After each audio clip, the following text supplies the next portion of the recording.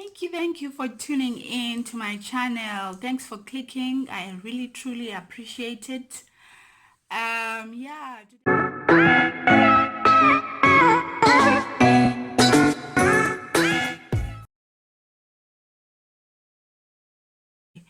it's our second day of our second phase of a lockdown in South Africa. And how are you taking it? Please comment down below. Let me know what are your views. How are you feeling? Are you coping? Are you surviving? I send my love and prayers to those who have family members who have been affected directly by this. I've been watching news here and there in South Africa, how we are coping. And today I want to talk to you mainly tonight about the education department. A professor by the name Professor Jonathan Jansen, was being interviewed. He is of the idea school year 2020 school year should be scrapped off, and the learners should be able to progress by the any time of the year where we are able to bring back the students or the learners back to school. The teachers should be able to do whatever their level best to complete whatever is left of the syllabus, and they should actually make sure that all the kids, all the children progress to the following grade, whatever grade they were in, to be able to be given a chance to go to the next grade. Yeah, a couple of people came back, some with a lash, some with reasonable advice. One of my best advice that I pick up, that I take, I feel like it's a progressive and a valid advice, was of this guy who said, if, when everything, we don't know after the second phase of lockdown, we don't really know what will happen. Obviously, the government is observing the ratings of infections, and we are waiting for the time where it will skyrocket, if it will, or we are waiting to see if the curve is really flat and how many recoveries. In short, they are observing the pattern here, what's happening, who's being more affected. The tests also are there's more testing happening, I believe, in areas like Alexander, that I know of for sure. But yeah, basically the government cannot say what will happen for sure with the schools. There hasn't been any concrete decision that has been made. Yes, there have been meetings with the MECs of each provinces, and the Minister of Education, I believe today or yesterday, had a meeting with all the MECs from all the provinces. Yeah, so to discuss the way forward when everything, if either way, if the lockdowns will still persist, or the lockdowns will be lightened, or yeah. So one of the advices that for me I feel was more progressive and valid was this guy who said that at least matrics, because matrics, we know they are writing their final exam, if they can at least, when they start getting everyone back, when they start getting the country back on its getting back the country to work, to function, they should at least make sure the matrics are one of the first group that goes back to school. That will not only make sure that there's fewer people, but it will also make sure that at least matrics, they are able to prepare for whatever the outcome would be with this lockdown. But at least the matrics would have been prepared for the exam, for the final exams, which we know they cannot escape. There won't be any entry for them. It's not possible for them to enter tertiary without any formal exam or marks or points, or so we cannot just graduate them just like any other grade in high school. So he said if only maybe matrics will go back and be able to be prepared, and when the final exam time comes they go for exam as usual. For me to modify that, I would even say if in a week there's 5 days of the week, we can actually extend it to 6 days, where now the matrix could actually probably have 2 or 3 days out of that week in which they would come to school, and then the rest of the other grades will alternate. So if it's grade 9 on Tuesday, it's on Monday it can be matrix, Tuesday grade 9, something like that, of that sort. So I don't know.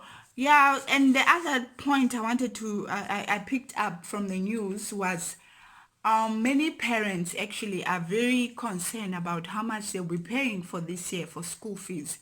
They are very concerned that seeing that the workload that was supposed to be, the work that was done, supposed to be done by teachers, is now being done by parents at home. Will we have to pay the full amount, the full school fees for March and April and whatever other months if the lockdown continues? And many parents want to know that. And apparently many parents have actually are not paying as it is from March and April. They haven't been paying.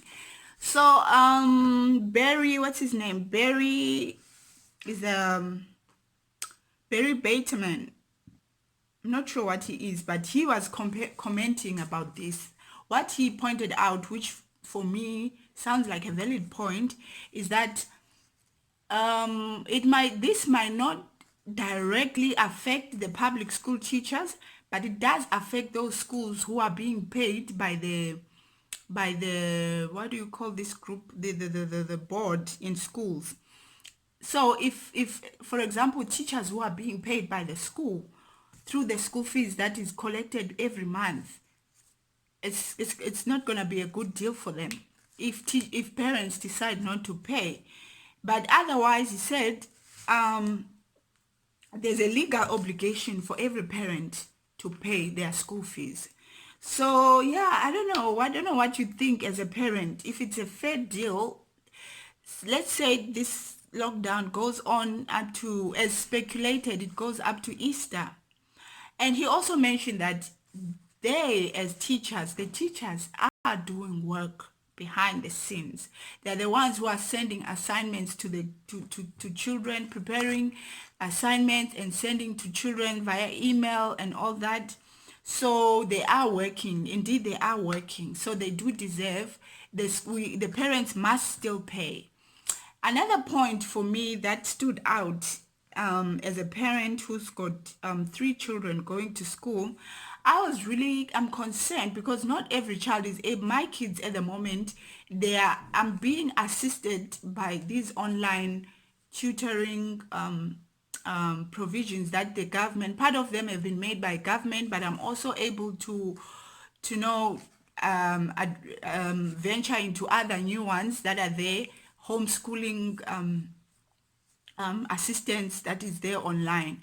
But what of the kids who are unable to do that? How are they able to catch up on the work and be in line with whatever these teachers are sending out there? So the guy said he's a spokesperson of Basic Education Department. He mentioned that actually there is a measure that is put in place for the kids when they eventually come back to school. So according to that, they have a plan in place. But I feel like that plan is not gonna, there's just a bit of inequality when it comes to that plan, because as it is, they are saying they are giving work online, they are preparing work behind the scenes, but who's really benefiting from this? It's only those who have the access to the internet, those whose parents are able to give Wi-Fi 24/7. Those are the only ones that really are benefiting, because even if there are measures put in place when they come back, they will not be in the same level. They won't be at the same level when they come back, the kids, I mean. They won't be at the same level, simply. So I don't know how this plan is going to work.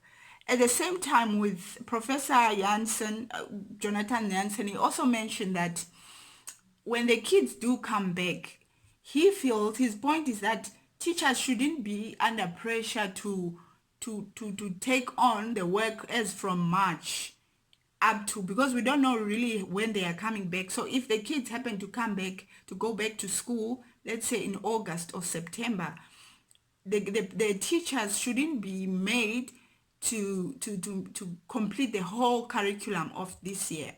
In short, the standards should be lessened to where they can just manage for whatever months that will be left until the finals of this year. So for me, that does make sense. He's not completely scrapping off everything and saying, let's just forget, let's just promote the kids. No, he says, if we have to test the kids, if let's say the kids are able to come back in August, so it will be September, October, November, December. So based on those 4 months, they should obviously work hard, present to the kids as much as the kids can possibly also take in, and they should be tested based on only those months, and be allowed that based on those 4 months, which will be equal for everyone, they will be able to pass through and go to the next level. I don't know if I'm hearing him wrong, or maybe my explanation is probably away from what he was saying, but that's what I'm understanding. Yeah, so I don't know what's the parents' take on this. Yeah, but it's very, really concerning, because right now as parents, we are working 24/7 with our kids, and we do not know what is out there waiting for us. Like what's beyond beyond the lockdown. We don't know. We don't know. We are concerned for our kids. And at the same time, we are taking on so much, because we also, some of us parents, we work from home. So this is while we are working. For example, myself, I've been already working from home even before the whole lockdown thing. That's just how I work. I work from home. Now I've taken on 3 other teachers' work that they were supposed to do. My firstborn is in grade 9, my secondborn grade 5, my lastborn grade 1. It is really, it does put pressure on you. It does put, because you don't know what is beyond. You don't know what will be expected of your kids after this. So you have to try and push them. As it is, me and my kids, we wake up the same time we used to wake up when we're going to school, when we're driving to school. We wake up we used to wake up 5, the kids would wake up at 5:30, but now we wake up anytime between 5:30 and 6. But by 6 o'clock, they are already up, they've bathed, or they are busy preparing and bathing. By 6:30, they are having breakfast. 7, anytime between 7 and 7:30, they have sat down and ready to work. So we are going through that same drill, but I don't know how it's working out for you as a mom. Please comment and let me know how you are doing it. If is there anything different? The only person that I am a bit lenient with is my one grader, who because me and her at the moment, we still need to reach that level ground, because I don't know how her teacher does it. Her concentration levels, when she is doing something, she does it so well and so fast, but she's got a very short length of concentration. I'm not a trained teacher, so I'm not able to tell, okay, this is the time she should take a break.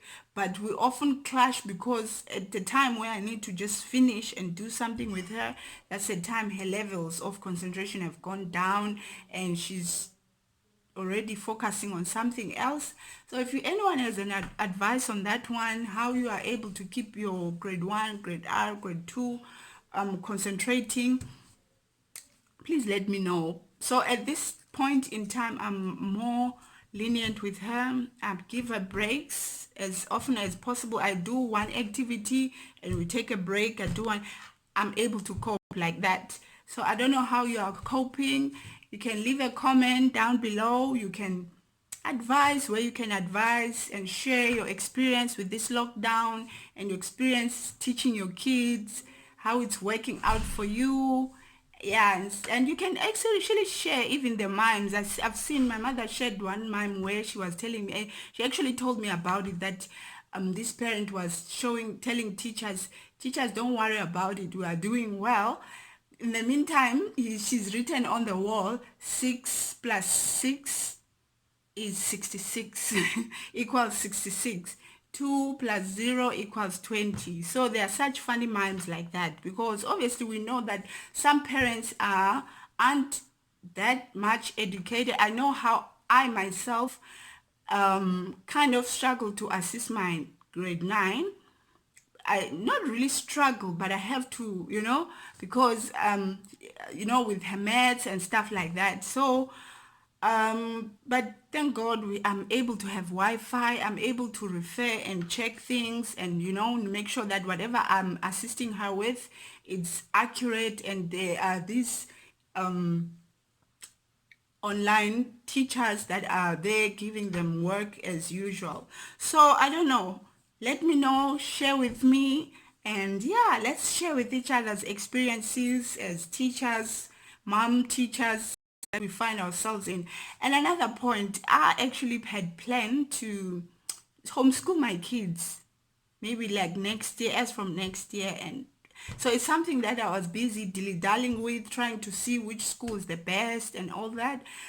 But it feels like it came too soon, and it found me unprepared, or it was a way to prepare me. And I feel like for most parents, it's for most people in South Africa, or probably all over the world, it's going to be the way to go. Homeschooling might actually be something that will actually shoot up to a higher level now, or be in demand, because it's like everyone is thinking after this lockdown, there's no guarantees that you cannot be affected. So do you really want to send your kids out there? Do you really want to be out there, even when it comes to work? I feel like most companies are going to shift, but that's a talk for another day. Yeah. Thank you for watching. Please like, subscribe if you are a mommy, or if you are interested in such talks, share, and yeah.